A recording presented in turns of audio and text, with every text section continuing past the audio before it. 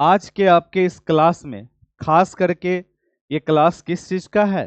तो आज आपका ये क्लास है चाइल्ड डेवलपमेंट पेडागोजी का। किस चीज़ का क्लास है? तो चाइल्ड डेवलपमेंट पेडागोजी का है, क्योंकि काफ़ी टाइम के बाद हम लोग कनेक्ट हो रहे हैं और यहाँ पे हम लोग फिर से अपने, क्योंकि मैक्सिमम टॉपिक को हम सभी लोगों ने पढ़ रखा है, ऐसा कोई टॉपिक नहीं है जो हमारा छूटा हुआ है, हर एक टॉपिक को हम लोग पढ़ चुके हैं।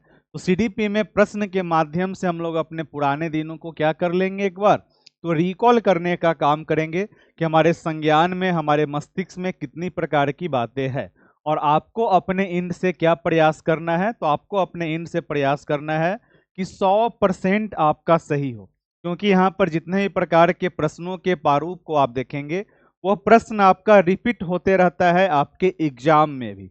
अर्थात सेम प्रश्न नहीं, परंतु कंसेप्ट होगा, वर्ड होगा, वो सब आपके एग्जाम में क्या होगा, रिपीट होगा। तो आपका प्रयास होना चाहिए कि जितने भी प्रश्न को हम बनाए वह प्रश्न हमारा 100 में 100% सही होना चाहिए। घर में अगर आप 100% सही बनाएंगे तब जाकर एग्जाम में आपका 80% तक सही बन पाएगा। तो घर में आपका प्रयास कैसा होना चाहिए?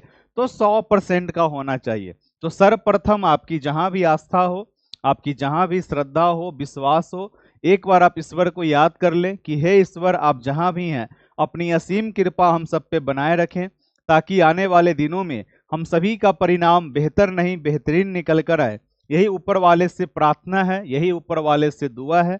इसी प्रार्थना और दुआ के साथ सबसे पहला प्रश्न आपके स्क्रीन पे है और हम लोग सरलतम से अधिकतम की ओर चलेंगे। ऐसा नहीं कि डायरेक्ट अधिकतम, सरलतम से अधिकतम की ओर चलेंगे, ताकि हमारा मन, हमारा आनंद, हर चीज क्या हो, बरकरार हो। जितने भी प्रकार के संप्रदायों को हमने पढ़ा है अपने रचनात्मक विचारधारा के अंदर में कि हमें सदैव जिज्ञासा का, रुचि का, आनंद का ध्यान रखना चाहिए, उसी प्रकार से अपने कक्ष में भी कुछ सरलतम रूप में, कुछ अधिकतम रूप में और कुछ बहुत ज्यादा जटिल स्वरूप में, तीनों प्रकार के स्वरूप को हम लोग देखने का कार्य करेंगे, ताकि आपका आनंद, जिज्ञासा, रुचि आपका भी बना रहे आपके क्लास के साथ में।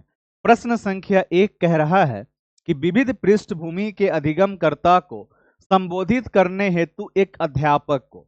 सिंपल सी बात है, यहां पर सबसे पहले किसकी बात हो रही है? विविध पृष्ठभूमि। अर्थात विविध पृष्ठभूमि का मतलब क्या हुआ? मुझे पता है कि आप सभी लोग आंसर बिल्कुल सही दीजिएगा, परंतु जो मैं पूछ रहा हूं सो आपको बताना है। विविध पृष्ठभूमि का अर्थ क्या हुआ, बताइए। शुभम कुमार, अलबलाना नहीं है, एकदम सोचना है, समझना है और तत्पश्चात आंसर देने का काम करना है, ठीक है। सुमन कुमार, चमन अख्तर, आंसर गलत आ रहा है, इसलिए अलबलाइए मत, थोड़ा सा सोचिए। विविध पृष्ठभूमि का अर्थ होता है, विविधता से निकला हुआ हमारा ये शब्द है। अभी अभी आप लोगों ने डीलेट का एग्जाम दिया या डीलेट पास आउट हुए तो आपने विविधता शब्द को सुना होगा। विविधता का अर्थ क्या होता है? अलग अलग, चाहे वो हमारा जातीय रूप में हो, क्षेत्रीय रूप में हो, भाषा के रूप में हो, रहन सहन के रूप में हो, उसी को हम लोग विविध। और पृष्ठभूमि का मतलब हुआ एक बच्चे का बैकग्राउंड। तो विविध पृष्ठभूमि के अधिगम करता, अर्थात जो विभिन्न प्रकार के जगह से बच्चे विद्यालय प्रांगण में पढ़ने आ रहे हैं, आप लोग क्या हैं? तो आप लोग अधिगम करता है को संबोधित करने हेतु एक अध्यापक को क्या करना चाहिए? तो आपका आंसर आ रहा है, सभी के लिए मानकीकृत आकलनों का इस्तेमाल करना चाहिए। मानकीकृत का मतलब क्या होता है? जो एक समान हो। अब बताइए, विविध पृष्ठभूमि के अंतर्गत आपके क्लास में विशेष आवश्यकता वाले बच्चे भी होंगे। साबिस्ता परवीन, जूली कुमारी शर्मा, आप लोगों का आंसर गलत है। विविध पृष्ठभूमि में क्या होगा? आपके कक्ष में विशेष आवश्यकता वाले होंगे, सामान्य बच्चे होंगे, वंचित समूह वाले होंगे। तो क्या आप सबको एक ही समान आकलन कीजिएगा? संभव है? हमें एज ए टीचर अपने कक्ष में समावेशी वातावरण का निर्माण करना है। अगर हम लोग एक समान कार्य करेंगे तो सभी बच्चों के लिए नहीं हो पाएगा, तो मानकीकृत कार्य नहीं करना है। ऐसे कथनों का इस्तेमाल करना चाहिए जो नकारात्मक रूढ़िबद्ध धारणा को मजबूत करे। नकारात्मक रूढ़िबद्ध धारणा का मतलब क्या हुआ? तुम लड़का है, तुम्हारे लिए ये काम है, तुम लड़की है, तुम्हारे लिए ये काम है। इस तरह का जो पूर्वाग्रह होता है उसी को हम लोग नकारात्मक रूढ़िवाद कहते हैं। कट गया। विविध संबंधित मुद्दों पर बातचीत करना चाहिए। यहाँ पे क्या लिखा हुआ है? बातचीत टालनी चाहिए। टालनी का मतलब क्या हुआ? कि उसके ऊपर में हम लोग बातचीत करबे नहीं करेंगे। बचा क्या, विविध विन्यासों के उदाहरण लेने चाहिए। विविध, विविध मतलब अलग अलग, और विन्यास का मतलब क्या हुआ, विभिन्न प्रकार के संदर्भों में। विन्यास का मतलब क्या हुआ, तो विन्यास का मतलब हुआ विभिन्न प्रकार के संदर्भ में, विभिन्न प्रकार के संदर्भ में, जो कि हमारा अलग अलग प्रकार से क्या हो, कनेक्टेड हो, विभिन्न प्रकार के संदर्भों में, जो कि सभी बच्चों के अलग अलग स्वरूप को आपस में कनेक्टेड करने का काम करे, क्रम के साथ काम करे, उसी को बोलते हैं विविध विन्यास। तो आंसर क्या होगा हमारा, ऑप्शन नंबर 4 होगा। तो इसका करेक्ट आंसर क्या हो जाएगा आपका, तो ऑप्शन नंबर 4 हो जाएगा। अब जिनका जिनका गलत है वो ध्यान देने का काम करेंगे। इसका आंसर क्या होगा, तो आंसर इसका ऑप्शन नंबर 4 हो जाएगा। क्लियर, चलिए आगे बढ़िए। अगला प्रश्न आपके स्क्रीन पे है। सिर्फ प्रश्नों को कभी भी मत बनाइए। आपके क्लास में चाहे यूट्यूब पर मैक्सिमम लोग कमेंट करते हैं कितना स्लो। स्लो का अर्थ क्या हुआ, कि हमें क्या करना है, हमें अपने कार्यों को इस प्रकार से करना है। हेलो हेलो, बोलिए मैडम। आपको हम बोले ना, आप व्हाट्सएप करके छोड़ दीजिए। अब क्लास हो रहा है, मैसेज सीन होगा, आपको आईडी पासवर्ड चला जाएगा। चलिए प्रश्न संख्या 2 आपके स्क्रीन पे है। हाँ, तो हम लोग कहाँ पे थे, हर एक प्रश्नों को ABCD करने के लिए आपके पास में पुस्तक अवेलेबल है। आप यहाँ पे समझ रहे हैं, तो आपको जितने भी प्रकार के प्रश्नों के शब्द हैं, ऑप्शंस के शब्द हैं, सभी शब्दों का आपको अर्थ पता होना चाहिए। ठीक, आइए, समस्या समाधान क्षमताओं को किस प्रकार सुसाध्य किया जा सकता है। सुसाध्य का मतलब क्या हुआ, सुसाध्य का अर्थ क्या हुआ, बताइए क्या होगा अर्थ।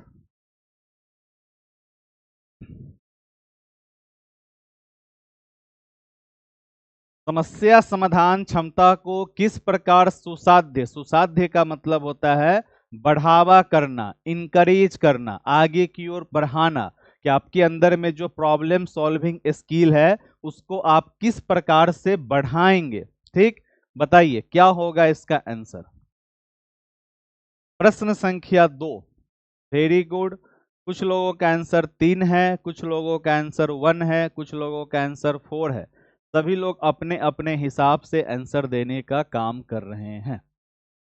समस्या समाधान क्षमता को किस प्रकार सुसाध्य किया जा सकता है, जल्दी आंसर दीजिए। आसानी से नहीं, आसानी से नहीं, उसको और ज्यादा, उस स्किल को और ज्यादा डेवलप करना।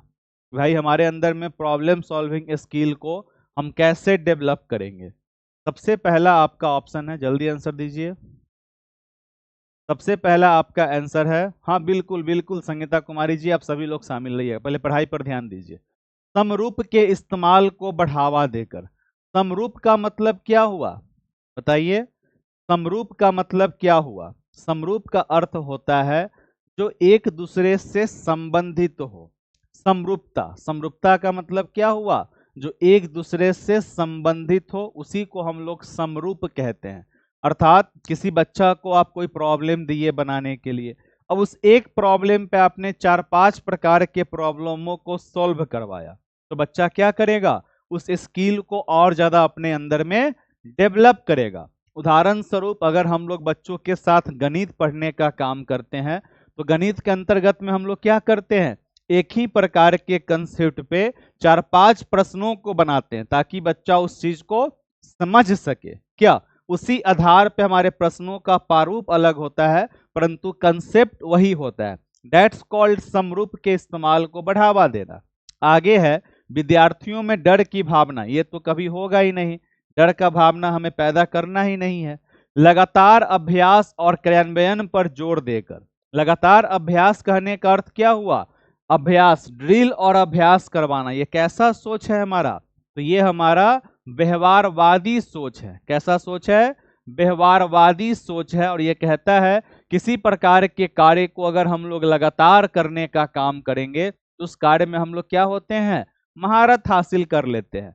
समस्याओं के हल हेतु अटल प्रक्रिया। अटल प्रक्रिया का मतलब सदैव एक ही पैरामीटर होगा, एक ही प्रकार के सॉल्यूशन पे हम लोग कार्य करेंगे, अर्थात अटल मतलब हमें इसी रास्ता पे चलना है, उसी को हम लोग मानकीकृत भी कह सकते हैं। तो अटल प्रक्रिया का हमें उपयोग नहीं करना है। अब बच्चा यहाँ पे दो प्रकार का ऑप्शन, एक है लगातार अभ्यास और क्रियान्वयन पे जोर देकर, और एक है हमारा समरूप के इस्तेमाल को बढ़ावा देकर। इसका करेक्ट आंसर सभी लोगों के अकॉर्डिंग ऑप्शन नंबर 1 है, और मेरे भी अकॉर्डिंग ऑप्शन नंबर 1 है। परंतु जब इसका एग्जाम हुआ था सन 2021 में, तो सीटेट के ऑफिशियल आंसर की में इसका आंसर क्या आया था? ऑप्शन नंबर 3 आया था। सीटेट का क्या मानना है कि नहीं, लगातार अभ्यास और क्रियान्वयन पर जोर देकर, और ये चीज किसको बढ़ावा देता है? तो व्यवहारवाद को। और हमें सदैव बच्चों के साथ में कैसा कार्य करना है? तो रचनात्मक कार्य करना है, कि बच्चा वहां पर चिंतन करे। जब एक ही प्रकार के समरूप वाले कार्यों को हम लोग करेंगे, एक कंसेप्ट पे 5 प्रश्न बनवाएंगे, तो बच्चा वहां पर क्या करेगा? आपस में कनेक्टिविटी करेगा। तो इसका आंसर सदैव ऑप्शन नंबर 1 होना चाहिए। परंतु सीटेट का ऑफिशियल आंसर की में क्या आया था? ऑप्शन नंबर 3 आया था। इस चीज को ध्यान में रखिएगा। ऑप्शन नंबर 1 इसका आंसर हम लोगों के अकॉर्डिंग है, और सीटेट क्या कहता है कि ऑप्शन भाई 3 होना चाहिए। ये एग्जाम में आया था सीटेट 2021 के एग्जाम में। ठीक है, ध्यान रखिएगा। कभी कभी आप लोग देखते होइएगा, जो लोग पहले एग्जाम दिए होंगे तो लोग देखे होंगे अपने आंसर की में कि भाई हम तो ये टिक मारे थे, इसका आंसर ये कैसे हो गया। उसी का ये एक छोटा सा नमूना था। प्रश्न संख्या 3 आपके स्क्रीन पे। प्रश्न संख्या 3, अधिगम कठिनाइयों से जूझते छात्रों की जरूरत को संबोधित करने के लिए एक अध्यापक को क्या नहीं करना चाहिए? जब भी आंसर दीजिए तो 3 का ये इस तरह से लिख कर आंसर देना है। डायरेक्ट ABCD 1 2 मत किया कीजिए, ठीक, ताकि मुझे भी समझ में आए। चलिए मैडम, जब नीचे में आंसर 1 लिख दिए तो 1 ही होगा ना। प्रश्न संख्या 3 आपके स्क्रीन पे, अधिगम कठिनाइयों से जूझते छात्रों की जरूरतों को संबोधित करने के लिए एक अध्यापक को क्या नहीं करना चाहिए? नहीं का मतलब क्या होता है? कि ऐसा ऑप्शन जो हमारा नकारात्मक होगा, जो हमारा गलत होगा, वही हमारा क्या होगा? तो करेक्ट आंसर होगा। बताइए, अधिगम कठिनाइयों से जूझते छात्रों के जरूरतों को संबोधित करने के लिए एक अध्यापक को क्या नहीं करना चाहिए? व्यक्तिगत शैक्षिक योजना बनाना, ये तो बात सही है ना। अधिगम कठिनाई का मतलब क्या हुआ? ऐसे बच्चे जिनको सीखने सिखाने के प्रक्रिया में समस्या आ रही है, उन प्रकार के बच्चों को आप कैसे कनेक्ट करेंगे? तो उनके लिए हम व्यक्तिगत शैक्षिक योजना बनाएंगे। ये तो बिल्कुल सही बात है। हमसे क्या पूछ रहा है? क्या नहीं करना चाहिए, उसके अकॉर्डिंग आंसर देना है। शिक्षा शास्त्र और आकलन की जटिल संरचनाओं का प्रयोग। अब एगो तो हमको स्वयं पढ़ने में समस्या हो रहा है, और उसके अलावा जब हम पढ़ने गए तो वहां पे हमारे लिए क्या है? जटिल संरचना है। तो क्या हमको समझ में आ पाएगा? नहीं आएगा। तो इसका प्रयोग हमें नहीं करना है। आगे बढ़िए। दृश्य श्रव्य सामग्रियों का इस्तेमाल। हो सकता है किसी बच्चे में कोई समस्या हो, तो उसके लिए हम लोग क्या करेंगे? दृश्य श्रव्य TLM का उपयोग करेंगे। संरचनात्मक शिक्षा शास्त्री उपागमों का इस्तेमाल। संरचनात्मक का मतलब क्या हुआ? जो बच्चों के आनंद, जिज्ञासा, रुचि पर ध्यान दे। शिक्षा शास्त्री। उपागम का मतलब क्या हुआ? अप्रोच, दृष्टिकोण, कार्य करने का तरीका। तो ये तो हमें करना चाहिए, ठीक है। हमें क्या नहीं करना चाहिए? तो हमें शिक्षा शास्त्री और आकलन की जटिल संरचनाओं का प्रयोग नहीं करना चाहिए। आपसे क्या पूछ रहा है? क्या नहीं? तो जब भी आपसे नहीं वाला प्रश्न होगा, तो जो ऑप्शन गलत होगा वही आपका करेक्ट आंसर होगा। तो इसका आंसर क्या होगा? ऑप्शन नंबर 2 होगा। और आपके क्लास में ढेर सारे मित्रों का आंसर जो है सो गलत आ रहा है। जरा सा ध्यान दीजिए। 10-12 दिन अगर हम नहीं थे तो आपका क्लास था, आपका रिकॉर्डिंग था, तो हर एक चीज पर ध्यान दीजिए। जितने भी मित्रों का आंसर गलत हो रहा है, उसमें से मैक्सिमम लोग पुराने वाले मित्र हैं जो पहले से पढ़ाई कर रहे हैं, और जो लोग नए अभी जुड़े हैं उनको चिंता करने की जरूरत बिल्कुल भी नहीं है। तो ध्यान दीजिए, आंसर आपका गलत आ रहा है। Option number 2 is the correct answer. अगला प्रश्न संख्या 4 आपके स्क्रीन पे।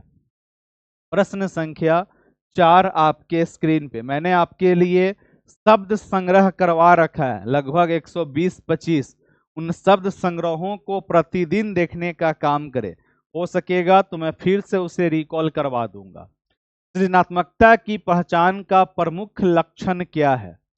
सृजनात्मकता क्या होता है? तो सृजनात्मकता अपने आप में एक प्रकार का क्या है? गुण है, जो कि बच्चों के अंदर में जन्मजात तो होता है, परंतु इस गुण का डेवलपमेंट कैसे होता है? तो हमारे परिवेश के अनुसार, हमें जिस प्रकार का इन्वायरमेंट मिलता है उसके अनुसार हमारे इस गुण का क्या होता है? निखार आता है। हमें जिस प्रकार का परिवेश मिलेगा तो यह गुण हमारे अंदर में आएगा, अर्थात विभिन्न प्रकार के नवीन कार्यों को करना ही हमारा सृजनशील कार्य कहलाता है, और उसी से हमारे अंदर में सृजनात्मकता का गुण आता है।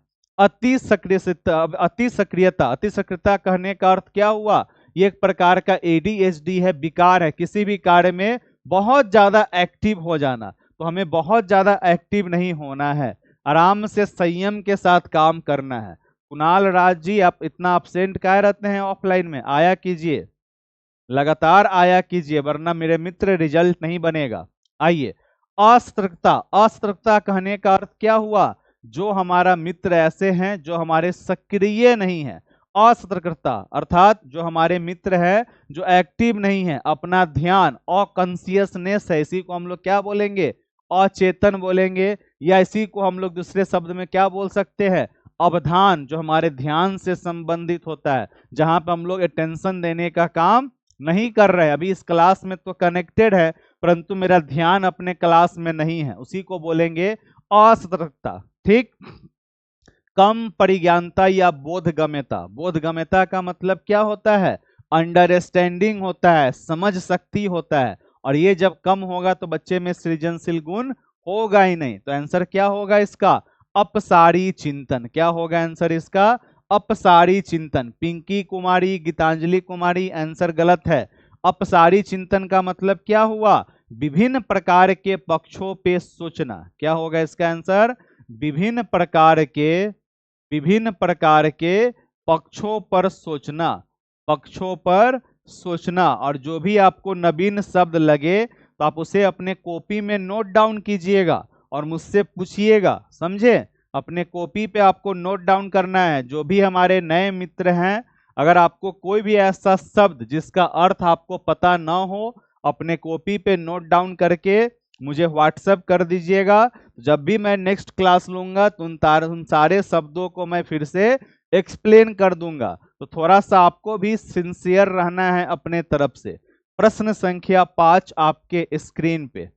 निम्न में से अपसारी सोच से कार्य करना चाहिए, विभिन्न प्रकारों से सोचने समझने में। Very good.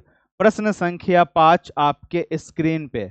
निम्न में से अध्यापन अधिगम का सबसे प्रभावशाली माध्यम कौन सा है? बताइए। अध्यापन का सबसे प्रभावशाली माध्यम कौन सा है? सोचे, समझें और बताने का काम करें। कह रहा है बिना विश्लेषण के अवलोकन करना, अर्थात मैं किसी भी प्रकार की चीजों को एनालाइज नहीं करूंगा, सिर्फ मैं आपको ऑब्जर्व करने का काम करूंगा। इसका अर्थ क्या हुआ? कि मैं बस आपको देख रहा हूं और मेरा कोई उद्देश्य नहीं है, बस मैं आपको देख रहा हूं कि आप क्या कर रहे हैं। हमारा उद्देश्य होना चाहिए ना, कि हम किस उद्देश्य से आपका ऑब्जर्वेशन कर रहे हैं। अभी आप इस क्लास में उपस्थित हैं, तो आप अगर ऑब्जर्व कर रहे हैं तो इस क्लास के पढ़ाई को ऑब्जर्व कीजिएगा। अब आप सोचिए कि कौन घड़ी पहने हुए हैं, कौन शर्ट पहने हुए हैं, तो हमारा क्या होगा? कहीं ना कहीं विषय वस्तु पे उसका प्रभाव पड़ेगा। वही होता है बिना विश्लेषण, तो ऐसा कार्य हमें नहीं करना है।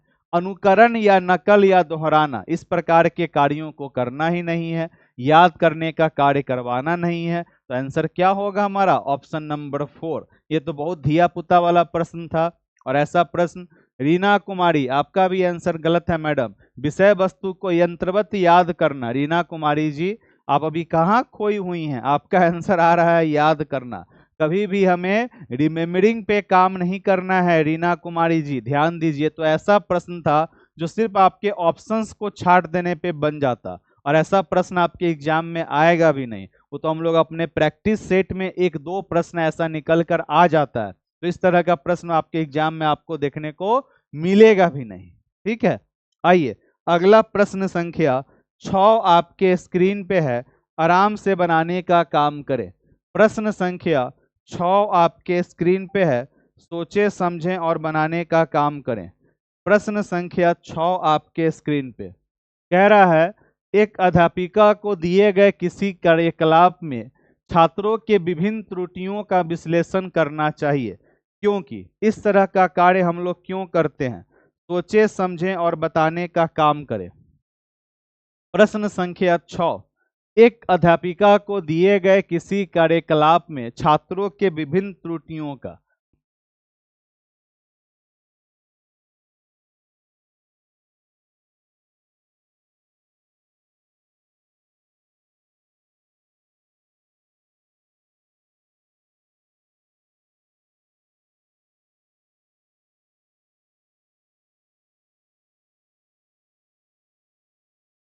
एक अध्यापिका को दिए गए किसी कार्यकलाप में छात्रों के विभिन्न त्रुटियों का विश्लेषण करना चाहिए। अभी जस्ट हम लोगों ने विश्लेषण के शब्दों को समझने का काम किया। वेरी गुड, सभी लोगों का आंसर बिल्कुल सही आ रहा है। इसके आधार पर वह अधिक त्रुटि करने वाले छात्रों को दूसरे छात्रों से अलग कर सकती है। पृथक करने का काम कभी हमें करना नहीं है, अलगाव कभी करना नहीं है, कट गया। अधिगम केवल त्रुटियों के शोधन, शोधन का मतलब क्या होता है, शोधन का मतलब होता है सर्च करना, खोज करना, उसी को हम लोग शोधन कहते हैं। तो अधिगम का केवल त्रुटि ही नहीं, त्रुटि हमारे सीखने सिखाने के प्रक्रिया में क्या है, एक बहुमूल्य योगदान निभाने का काम करता है, परंतु सिर्फ त्रुटियों पर ही निर्भर हमारा अधिगम नहीं है। इसके आधार पर वह दंड की मात्रा, दंड का तो हमें प्रयोग करना ही नहीं है। त्रुटियों की समझ अध्यापन अधिगम प्रक्रिया के लिए अर्थपूर्ण होती है, क्योंकि आप जहां पे गलती करते हैं उस गलती से हम यह एनालाइज कर पाते हैं कि आपने किस प्रकार के प्रश्न में क्यों गलत हुआ, किस लिए गलत हुआ, उस चीज को हम लोग एनालाइज कर पाते हैं। तो ऑप्शन नंबर 4 क्या होगा इसका, बिल्कुल करेक्ट आंसर हो जाएगा। आइए आगे बढ़ते हैं। प्रश्न संख्या 6 के बाद प्रश्न संख्या 7 आपके स्क्रीन पे है, आराम से बनाइए। प्रश्न संख्या 7 आपके स्क्रीन पे, प्रश्न संख्या 7 आपके स्क्रीन पे है, बनाइए। बच्चों की गलती को समझकर उसे अच्छी तरह से समझ सकते हैं। Very good. प्रश्न संख्या 7 आपके स्क्रीन पे, अधिगम की अभिप्रेरणा को किस प्रकार कायम रखा जा सकता है। बच्चों को बहुत आसान क्रियाकलाप देकर, यंत्रवत याद कराने पर जोर देकर, बच्चों को दंड देकर, प्रवीणताभिमुख लक्ष्यों पर जोर देकर। यह भी आपका प्रश्न क्या है, बड़ा ही धिया पुता वाला प्रश्न है, सरलतम स्वरूप में है। दंड आपको देना नहीं है, याद करने का कार्य करवाना नहीं है। बच्चा दो प्रकार का ऑप्शन। अब देखिए निशा कुमारी जी, बच्चों को बहुत आसान क्रियाकलाप देकर, अगर सिर्फ आप आसान क्रियाकलाप देंगी तो वह जटिल संरचनाओं को कैसे समझेगा। आयशा खान, चमन अख्तर, ज्योति पाठक, गुड़िया कुमारी, आप लोगों का आंसर जो ऑप्शन नंबर 1 आ रहा है, इस ऑप्शन को पढ़िए। क्या लिखा है कि बच्चों को बहुत आसान क्रियाकलाप देकर। तो अगर सिर्फ आप एकदम आसान आसान क्रियाकलाप देंगे तो वह जटिल संरचनाओं को क्या समझने में सक्षम हो पाएगा, कदापि नहीं हो पाएगा। तो हमें उसके लिए विवेचनात्मक कार्य करवाना है, उससे जटिल संरचनाओं को समझाने के लिए इसका हम लोग उपयोग करते हैं। तो सिर्फ हमें आसान क्रियाकलाप नहीं देना है, क्या करना है, प्रवीणता अभिमुखी लक्ष्यों पर जोर देकर। प्रवीणता अभिमुखी का मतलब क्या होता है, इसका मतलब होता है किसी भी प्रकार के स्किल्स को डेवलप करना, स्किल्स को डेवलप करना, कौशल को डेवलप करना। प्रवीणताभिमुख का मतलब क्या हुआ, कौशल को डेवलप करना। कौशल किसी भी प्रकार का हो, चाहे वो समस्या समाधान का कौशल हो, प्रश्न बनाने का कौशल हो, किसी प्रकार के प्रयोग करने का हो, जो हमारे स्किल से संबंधित है, कि बच्चे को उस स्किल्स को उसके अंदर में और ज्यादा हम क्या कर सके, इनहेंस कर सके। प्रवीणता के बारे में आपने सुना होगा अपने इंग्लिश में फर्स्ट ईयर में, प्रोफिशिएंसी वर्सेस अचीवमेंट, आपको अपने फर्स्ट ईयर F9 में, परंतु ध्यान तो होगा नहीं, कहे कि इंग्लिश आप लोग चीट पुर्जा के भरोसे रहते हैं, पर जो पढ़े होंगे उनको पता होगा। एक बार यस नो में रिप्लाई कीजिएगा। प्रथम वर्ष में आपको पढ़ना है प्रोफिशिएंसी वर्सेस अचीवमेंट, उसी को हम लोग बोलते हैं प्रवीणता और क्या, उपलब्धि। तो वहां पे आपको मैंने समझाया होगा कि प्रवीणता का अर्थ हुआ कि आप भाषा का उपयोग कितने अच्छे तरीके से कर रहे हैं। परंतु कोई व्यक्ति अगर इंग्लिश में ही मास्टर्स किया हुआ है, इंग्लिश में PhD किया हुआ है, तो वो उसकी क्या कहलाएगी, उपलब्धि कहलाएगी। ये आपको इंग्लिश में भी पढ़ना है, right. So the correct answer is option number 4। क्या होगा इसका, बिल्कुल करेक्ट आंसर होगा। अगर आप सभी अपने अपने डिलेट पे भी अच्छे से ध्यान देंगे शुरू से ही, तो सीटेट आपके लिए मजाक बन जाएगा, परंतु अक्सर लोग ध्यान देते ही नहीं है। आइए, वेरी गुड गुरुजी, धन्यवाद शुभम कुमार जी। आइए बनाइए प्रश्न संख्या 8। ये प्रश्न आपको मैंने पहले भी आपसे पूछा था और आई होप आपका इस प्रश्न में आंसर गलत नहीं होना चाहिए। शर्मिंदगी, शर्मिंदगी का मतलब क्या होता है, आप कहीं पर बैठे हैं, आपका कोई मजाक बना दिया, ठीक, चलिए आप कहीं पर बैठे हैं, आपका कोई मजाक बना दिया, आपके ऊपर में कोई कमेंट कर दिया, तो आप शर्मा जाते होइएगा। या फिर कहीं कहीं नए जगह पर आप गए, आप सोच रहे हैं कि हम कुछ बोले कि नहीं बोले, बोले कि नहीं बोले, क्या कौन सोचेगा, इस तरह का आपके मन में क्या होता है, ख्याल आने लगता है। उसी को हम लोग क्या बोलते हैं, तो शर्मिंदगी बोलते हैं। तो बच्चों को शर्मिंदगी अधिगम हेतु अभिप्रेरित करने के लिए बहुत प्रभावशाली है। अब आपके ऊपर में सिर्फ हम व्यंग करेंगे, आपके ऊपर में सिर्फ हम कमेंट करेंगे और मेरा प्रयास रहेगा कि हम आपको शर्मिंदा करें, तो क्या उससे आपको पढ़ने में मजा आएगा, नहीं आएगा, कट गया। के भाव को अध्यापन अधिगम प्रक्रिया में बारंबार, बारंबार का मतलब क्या होता है, तो बारंबार का मतलब होता है लगातार, इसी को हम लोग कर्मागत भी बोलते हैं। बारंबार का मतलब लगातार और कर्मागत का मतलब एक सीक्वेंस के साथ, उसी को भी एक सीक्वेंस में लगातार, दोनों में ही एक छोटा सा अंतर होता है। तो ऐसा काम हमें नहीं करना है। का संज्ञान से कोई संबंध नहीं है। हमने पढ़ा है, हमने क्या पढ़ा है कि हमारा संज्ञान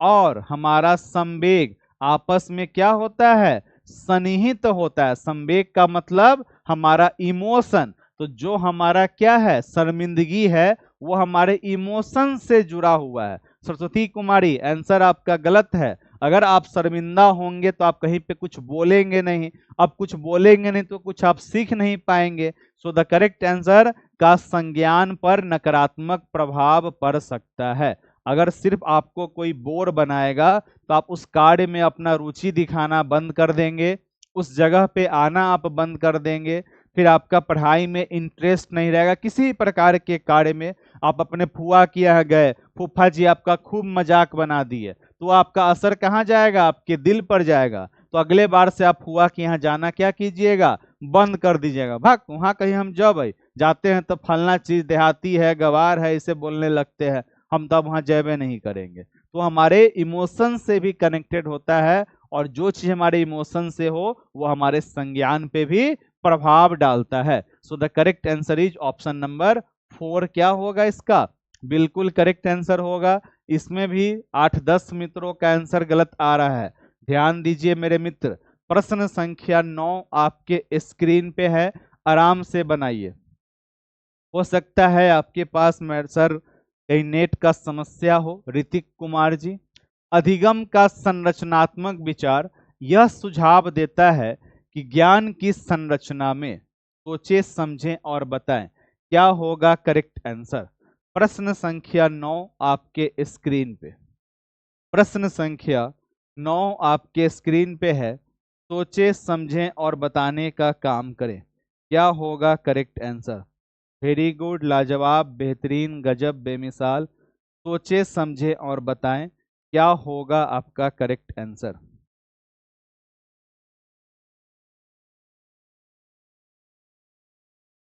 चलिए, बहुत बढ़िया। मोनू कुमार, सोनू कुमार, गुड़िया कुमारी, रेखा कुमारी, सभी लोगों का आंसर बिल्कुल सही आ रहा है। चलिए, बहुत अच्छी बात है। कह रहा है अधिगम का संरचनात्मक विचार यह सुझाव देता है कि ज्ञान की संरचना में बच्चे क्या है, सक्रिय भूमिका निभाते हैं। बिल्कुल, बच्चे पूर्ण रूप से पाठ्य पुस्तक पर, पाठ्य पुस्तक हमारा क्या है, सीखने सिखाने की प्रक्रिया का एकमात्र संसाधन है। एक प्रकार का, एकमात्र नहीं, एकमात्र अगर हम बोलेंगे तो उसका अर्थ क्या हुआ कि सिर्फ पाठ्य पुस्तक ही संसाधन है और कुछ नहीं। तो एकमात्र नहीं, हम लोग क्या बोलेंगे, सीखने सिखाने में पाठ्य पुस्तक एक प्रकार का संसाधन है। एक प्रकार का मतलब कि उसके अलावा और भी कुछ हो सकता है। ठीक, आगे है, बच्चों की कोई भूमिका नहीं होती। बिल्कुल भूमिका होता है। बच्चे पूर्ण रूप से वयस्कों पर निर्भर रहते हैं। बिल्कुल नहीं, बच्चे इस समाज के, इस दुनिया के नन्हे सक्रिय अन्वेषण करता है, तो अपने से भी खोज करते रहते हैं। Option number 1 is the correct answer. Option number 1 क्या हो जाएगा इसका, बिल्कुल करेक्ट आंसर हो जाएगा। प्रश्न संख्या 10 आपके स्क्रीन पे है, आराम से बनाने का काम करें। प्रश्न संख्या 10 आपके स्क्रीन पे है, सोचे समझें और बताने का काम करें, क्या होगा आपका करेक्ट आंसर। प्रश्न संख्या 10 आपके स्क्रीन पे। हो सकता है थोड़ा बहुत इंटरनेट शायद यहाँ से स्लो होगा, जिसका आपको असर देखने को मिल रहा होगा अभी आपके क्लास में। तो ऑटोमेटिक ठीक हो जाता है। कभी कभी अचानक से इंटरनेट स्लो होता है, फास्ट होता है, तो ऑटोमेटिक आपका ठीक हो जाएगा। ठीक है, थोड़ा सा अगर रुक रहा है तो अभी के लिए, असुविधा के लिए हमें खेद है। चलिए, वेरी गुड, बहुत बढ़िया।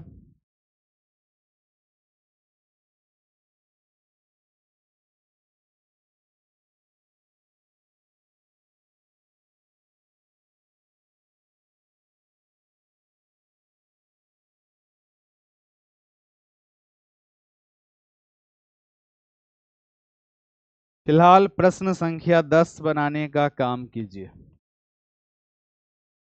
प्रश्न संख्या 10 आपके स्क्रीन पे। आइए, अधिगम के लिए निम्न में से कौन सी धारणा उपयुक्त है। प्रयासों से कोई फर्क नहीं पड़ता है। क्या प्रयास से फर्क पड़ता है कि नहीं। असफलता अनियंत्रित है, योग्यता सुधारे है और योग्यता अटल है। सोचिए समझिए बताइए। लक्ष्मी कुमारी का आंसर 4 है, शिल्पा कुमारी का 3, मनीषा कुमारी का 4, जूली कुमारी शर्मा 3, संध्या कुमारी का 1। संध्या कुमारी जी, आपका बहुत सारे प्रश्नों में आंसर गलत आ रहा है मैडम, ऐसा क्यों। अब बहुत प्रकार के प्रश्नों में आप गलत कर रहे हैं। कह रहा है अधिगम के लिए कौन सी धारणा उपयुक्त है। प्रयासों से कोई फर्क नहीं पड़ता। क्या अगर हम प्रयास करेंगे, अपना एफर्ट्स लगाएंगे, तो उसका असर पड़ेगा कि नहीं पड़ेगा, सो बताइए। पड़ेगा कि नहीं पड़ेगा, तो बिल्कुल पड़ेगा। तो ये लाइन हमारा क्या हुआ, गलत हुआ। असफलता अनियंत्रित है। असफलता अनियंत्रित कहने का अर्थ क्या हुआ कि हम जो लोग असफल हो जाते हैं वो हमारे नियंत्रण में नहीं है, वह अनियंत्रित है। उदाहरण स्वरूप अभी हम यहाँ पे क्लास कर रहे हैं, ठीक। अब ऋतिक कुमार जी का कहना है कि आप मेरा कॉल रिसीव कीजिए, हमको आई प्रॉब्लम है। तो भैया कॉल के लिए सुबह 9 से 11 का समय निर्धारित है, आप उस समय कॉल कीजिए। अभी आपका क्लास चल रहा है तो कोई कॉल रिसीव नहीं होगा। तो ये जो असफलता है सो हमारे नियंत्रण का पार्ट है। हम जिस प्रकार से काम करते हैं, अभी आपका क्लास कंडक्ट हो रहा है, तो इस क्लास में आपका पूरा ध्यान क्लास पे होना चाहिए। बाई चांस अगर इंटरनेट के वजह से क्लास रुक रहा है, फंस रहा है, कुछ भी हो रहा है, तो वो डजेंट मैटर, उसका समाधान बाद में ही होगा, बीच क्लास में कुछ नहीं होगा। तो हमें क्या करना है, चुपचाप अपने क्लास को बंद कर देना है, क्योंकि हर क्लास का रिकॉर्डिंग क्या होता है, अवेलेबल होता है। तो इतने सारे उदाहरण देने का मेरा तात्पर्य क्या हुआ कि असफलता भी हमारे नियंत्रण का पार्ट होता है, और असफल हम इसलिए होते हैं क्योंकि हम अपने ध्यान केंद्रित को सही तरीके से उपयोग नहीं कर पाते हैं। हमारा जब जिस प्रकार का कार्य है उस कार्य पे हमारा ध्यान केंद्रित होना चाहिए। अगर अभी हम सीटेट की क्लास को कर रहे हैं और हम बार बार पूछेंगे कि डीलेट का रिजल्ट कब आएगा, सेकेंड ईयर कब स्टार्ट होगा। तो क्या हम चाहकर भी अपने संप्रत्यय को समझ पाएंगे? कदापि नहीं समझ पाएंगे। तो ये हमारे अनियंत्रण का है, ये तो नियंत्रण का पार्ट हुआ, वो हमारे ऊपर डिपेंड करता है कि हम अपने कार्य क्षमता को किस तरह से उपयोग कर रहे हैं। अब यहाँ पे जितने भी ऑफलाइन में मित्र आते हैं, 1 दिन 2 दिन पढ़ते हैं, 15 दिन घर पे आराम करते हैं, ये तो उनके नियंत्रण का पार्ट हुआ ना। अनियंत्रण कैसे हो गया? नहीं ना हुआ। तो असफलता अनियंत्रित है, यह कहना क्या है? बिल्कुल गलत बात है। हम जैसा कार्य करेंगे वैसा ही हमें क्या मिलेगा? फल मिलेगा। सफलता मिलने में देरी हो सकती है, परंतु लगातार प्रयास करते रहेंगे तो हम एक दिन सफल अवश्य होंगे। ये आवश्यक है, इस चीज को ध्यान रखना है। योग्यता सुधारे, सुधारे का मतलब क्या होता है? तो सुधारे का मतलब होता है up down up down up down, अर्थात जो हमारा मानसिक क्षमता होता है, हम जिस प्रकार का भी कार्य में संलग्न होंगे, यदि हम प्रतिदिन क्लास कर रहे हैं, प्रतिदिन कंटेंट को सीख रहे हैं, तो हम क्या होंगे? आगे की ओर बढ़ते चले जाएंगे। क्या? अगर हम 10 दिन गैप करेंगे तो फिर हमारा वो योग्यता क्या होगा? डाउन होगा। फिर से मेहनत करेंगे तो फिर वो हमारा अप होगा। तो योग्यता क्या होता है? हमारा सुधार, इम्प्रूवल। क्या कह रहा है आपका कि भाई ये इम्प्रूव होते रहता है, कभी अप कभी डाउन। बिल्कुल सही बात है। हाँ, रीस्टार्ट। योग्यता अटल है, ये हमारा परमानेंट नहीं होता है। अगर हम 10 दिन क्लास नहीं करेंगे तो ये चीज हमारे माइंड से क्या होगा? ओझिल हो जाएगा। इसीलिए हमें क्या करना है? अपने आप पे नियंत्रण रखते हुए विभिन्न प्रकार के कार्यों को करना है और सदैव अपने उच्च सोच को दिखाना है। आप सभी में एक सबसे बड़ा अंतर क्या है पता है? कि आप सभी जो है सो आप धिया पुता से अलग हैं। आप लोग 12th पास आउट है और आप सभी लोग भली भांति और अच्छे तरीके से इंटरनेट का उपयोग करते हैं। कोई भी ऐसा मैसेज हो, चाहे वो आपके क्लास से संबंधित हो, एग्जाम से हो, रिजल्ट से हो, नोटिफिकेशन से हो, एडमिट कार्ड से हो, वो जैसे ही आएगा चंद सेकेंड में आपको स्वयं पता चल जाएगा, है कि नहीं है? तो उसके लिए हमें परेशान कदापि नहीं होना है, हमें सदैव अपने कार्यों में लगे रहना है। और उसके माध्यम से क्या होगा? तो उसके माध्यम से हमारा बौद्धिक क्षमता, हमारा निष्पादन स्तर समुन्नत होता है, बढ़ावा होने का कार्य होता है और हर चीज को समझते हुए कार्य करना है। प्रश्न संख्या 11 आपके स्क्रीन पे, निम्न में से कौन सी परिपाटी विद्यार्थियों में संकल्पनात्मक समझ में बढ़ोतरी करने में सहायक है? सोचे समझें और बताएं। प्रश्न संख्या 11 आपके स्क्रीन पे, क्या होगा करेक्ट आंसर? परिपाटी विद्यार्थी, परिपाटी विद्यार्थी का मतलब क्या होता है बताइए?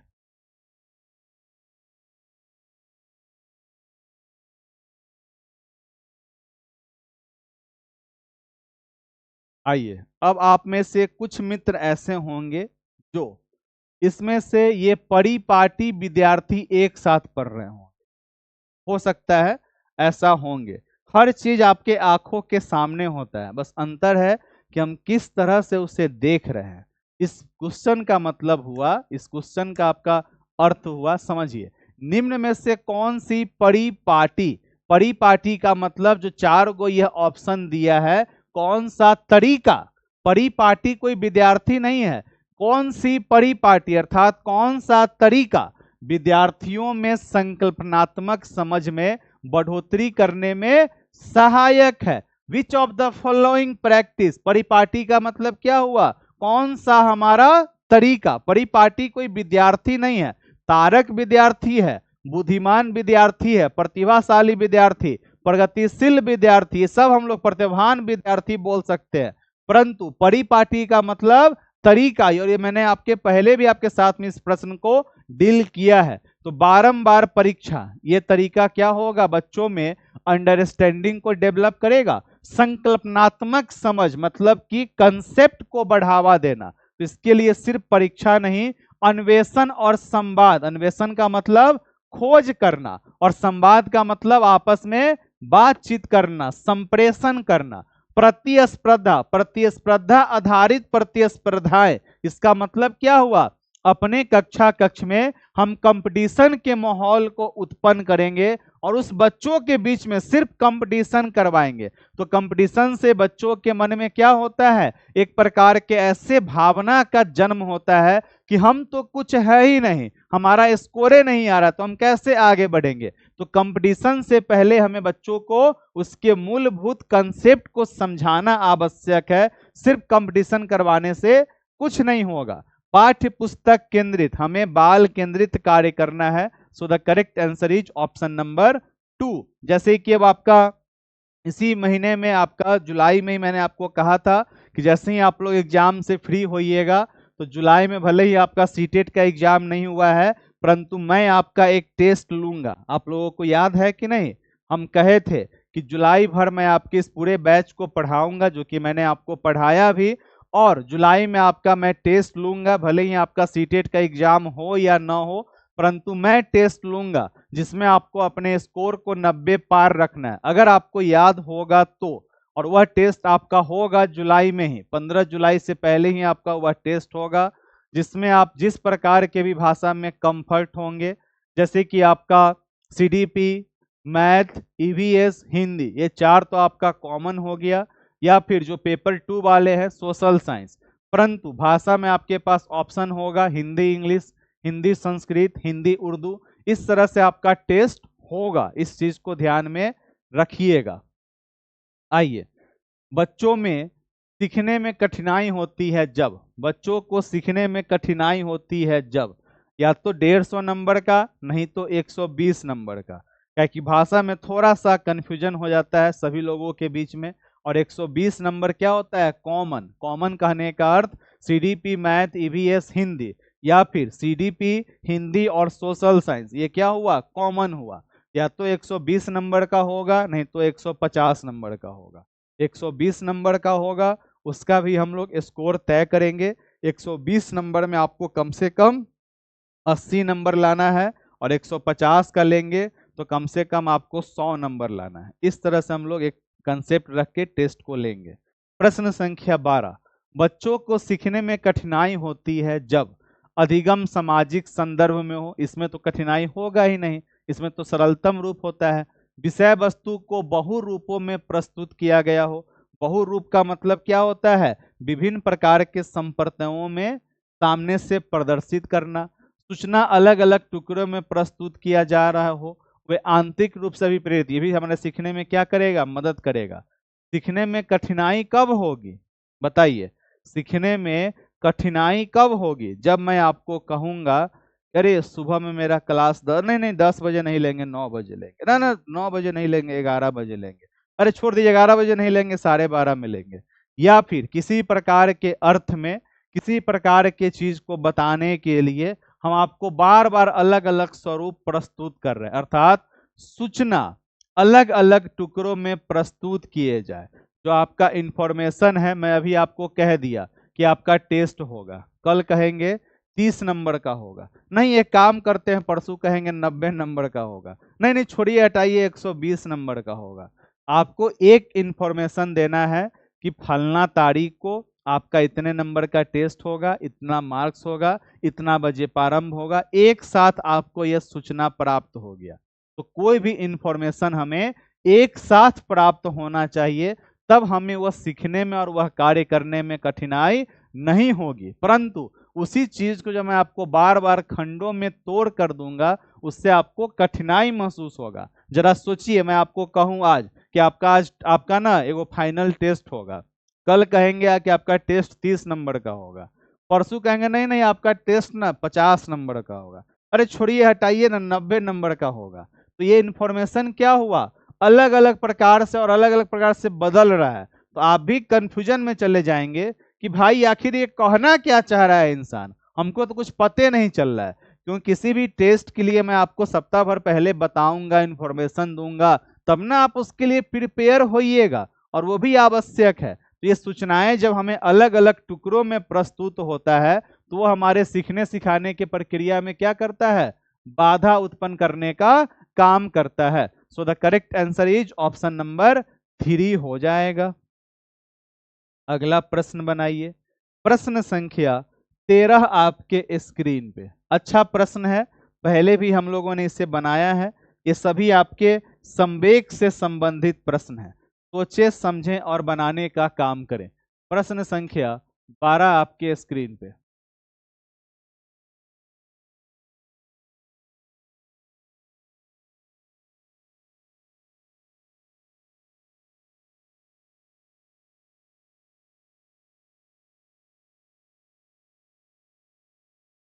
प्रश्न संख्या 13 आपके स्क्रीन पे है, बनाइए।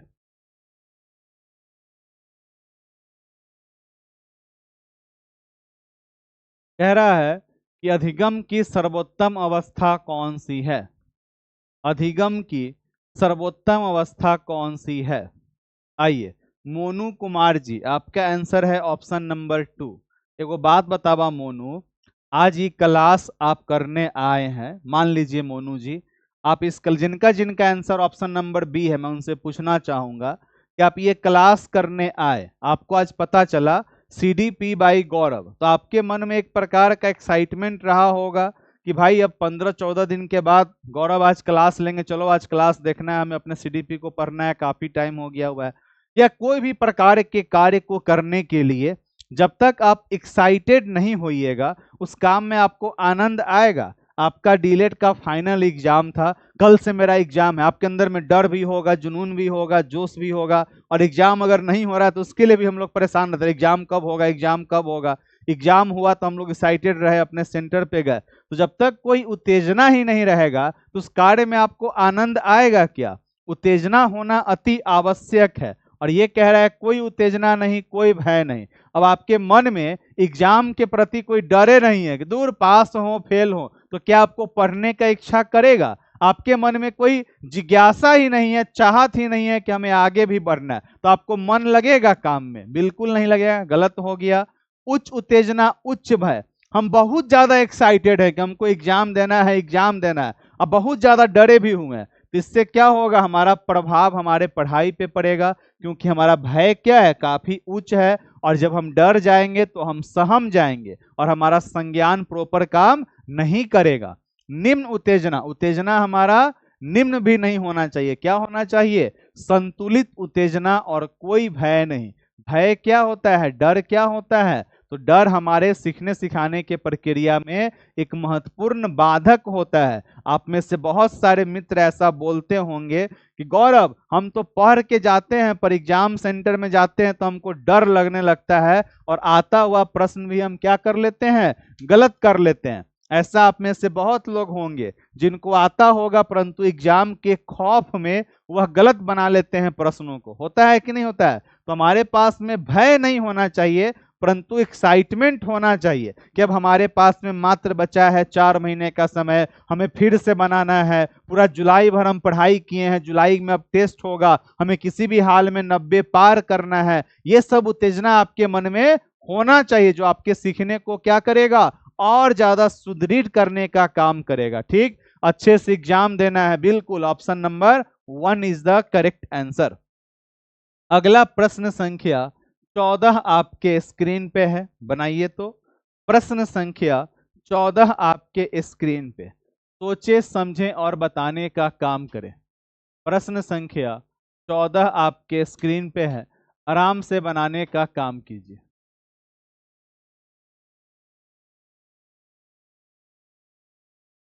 बच्चों के विकास की व्यक्तिगत विभिन्नताओं को किस पर प्रतिरूपित किया जा सकता है? बच्चों के विकास की व्यक्तिगत विभिन्नताओं को किस पर प्रतिरूपित, प्रतिरूपित का मतलब क्या होता है? किसके ऊपर में हम लोग डाल रहे हैं, प्रतिरोप कर रहे हैं, उस पर हम लोग आरोप लगा रहे हैं। बच्चों के विकास की व्यक्तिगत विभिन्नताओं को किस पर प्रतिरूपित, अर्थात ऐसा कौन सा वजह है जिस वजह से व्यक्तिगत विभिन्नताएं होती हैं? न आनुवांशिकता न पर्यावरण पे, बिल्कुल नहीं। आनुवांशिकता एवं पर्यावरण के प्रासंगिकता पे, बिल्कुल। केवल आनुवांशिकता पे, बिल्कुल नहीं, केवल बिल्कुल नहीं। क्या होगा? तो हमारा जो व्यक्तिगत विभिन्नता, व्यक्तिगत विभिन्नता का मतलब क्या हुआ? तो व्यक्तिगत विभिन्नता का मतलब हुआ हमारा भाषा शैली, हमारा रहन सहन, हमारा बौद्धिक क्षमता, हमारा कार्य करने का तरीका, और यह पूर्ण रूप से हमारे आनुवांशिक और पर्यावरण के क्रियाओं पर डिपेंड करता है, क्योंकि हम सभी लोगों ने पढ़ा है heredity into environment equal to child development, पढ़े हैं कि नहीं। आनुवांशिकता और पर्यावरण के अन्योन्य क्रिया से बच्चों का क्या होता है, बाल विकास होता है, ये हम सभी लोगों ने पढ़ा है। Very good, so the correct answer is option number 2 क्या होगा इसका, तो बिल्कुल करेक्ट आंसर हो जाएगा। अगला प्रश्न संख्या 15 आपके स्क्रीन पे है, आराम से बनाने का काम करें, प्रश्न बड़ा देख के डरिएगा मत, बहुत ही हल्का सा प्रश्न है। प्रश्न संख्या 15 आपके स्क्रीन पे, सोचिए समझिए और बताइए।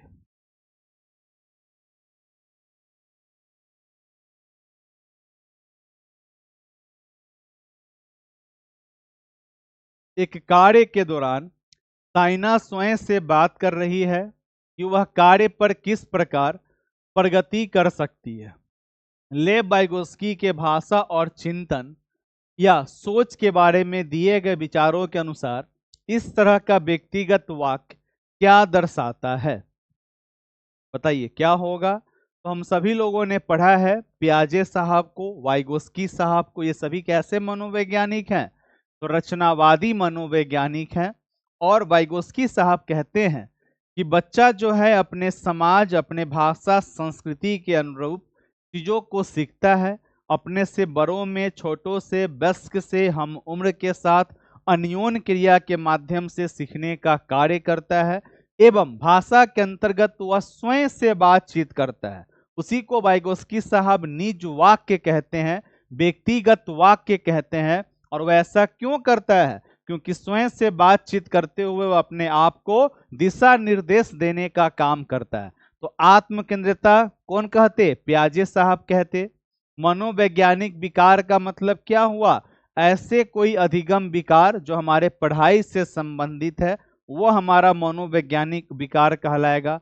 संज्ञानात्मक अपरिपक्वता कहने का अर्थ क्या हुआ, जब हम लोग मैच्योर्ड नहीं होते हैं, कोई छोटा सा बच्चा है और वह आप गए और आपके गाल में एक चाटी लगा दिया, आपको भी क्या लगा कि बच्चा आपसे प्यार किया है, 2 वर्ष का है, 3 वर्ष का है, तो वह कहलाया संज्ञानात्मक अपरिपक्वता।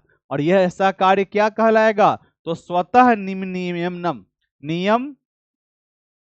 नियमन, नियमन कहने का अर्थ क्या हुआ, स्वयं से स्वयं को दिशा निर्देश देना कहलाता है। So the correct answer is option number 4। Option number 4 क्या होगा आपका, बिल्कुल करेक्ट आंसर होगा।